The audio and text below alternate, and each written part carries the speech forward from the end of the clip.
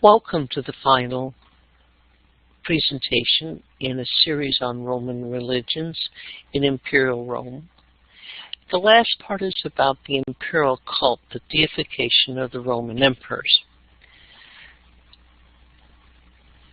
The Imperial Cult began with Emperor Julius Caesar, who combined the Imperium Prostylis with the office of the High Priest of Rome. As an imperator, Julius Caesar was a successful conqueror, and he was a patronus. He was the head of the family, a patron to all of his Roman citizens. Julius Caesar was posthumously deified, which made the emperors part of the family of the divine, or the divi. Caesar had rights to sacrifice as a flamen and the fraternity of the Luci. The Senate named a new god Luptilutus, and Anthony would be his flamendalis, and Diocastus records this. What happens really is the dead ruler is turned into a deifus, as in his funeral, draped with purple and gold. His body is placed in the temple of Venus Tetris, and afterward a temple to Divius Julius was built.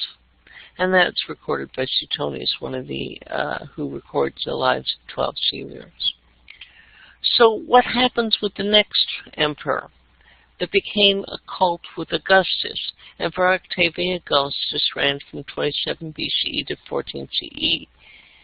Augustine had both a peace cult and a Mars cult because he focused on having Rome succeed both in its peaceful activities where it could and its war cult to advance its empire. He was deified in 27 BCE, even when he was first adjusted. The oaths were stored to the genus of the Peter family even before that, and Augustus, as the patronus or patron, had its head. So there's a real movement to go from the genius of the Peter family to being embodied in a human being who becomes a god. So it's a natural progression that the genius of the family, which is always there in the family cults, becomes embodied in the emperor who's conquered, who's taking care of all the families in Rome, and then the genus is there. So you see this sort of family, lifeblood family life being sort of turned into a Roman Empire.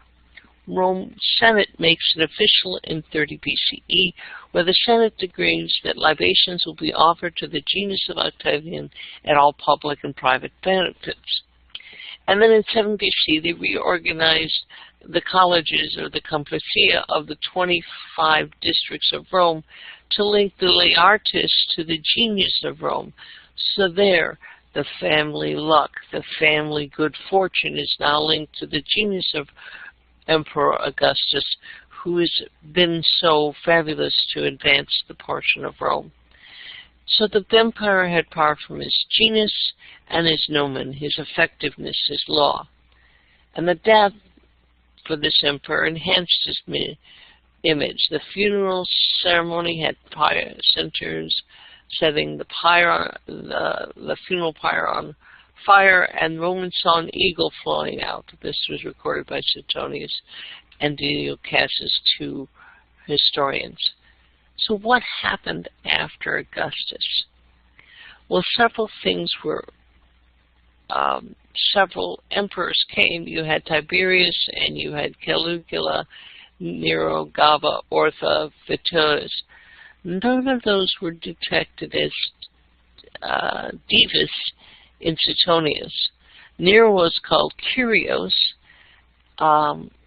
but many of these emperors, Caligula, Nero, Galba, Ortho, were venial, including Vitellius.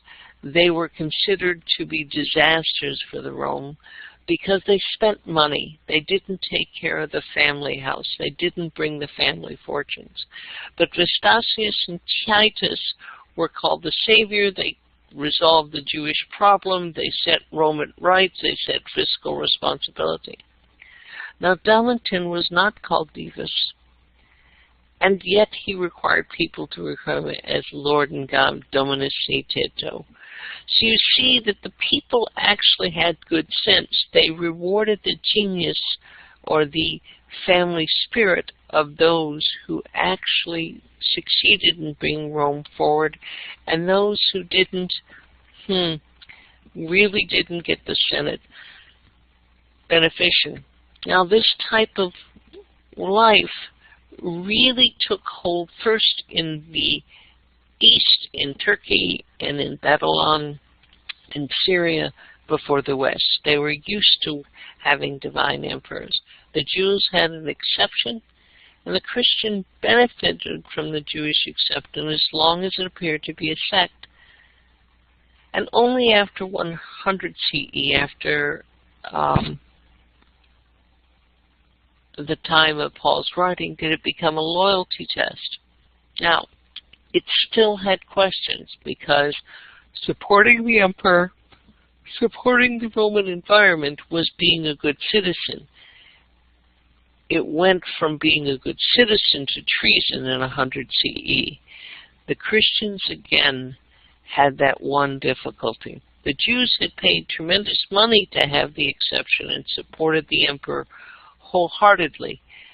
So you see, this is where the people in Thessalonians have this big struggle as they try to explain to their neighbors, what are they doing? Well, I thank you for listening to the 5 parts of Roman religion. I hope it is a good background, entertaining introduction to your work in Greek exegesis in 1st and 2nd Thessalonians. Thank you. Good evening.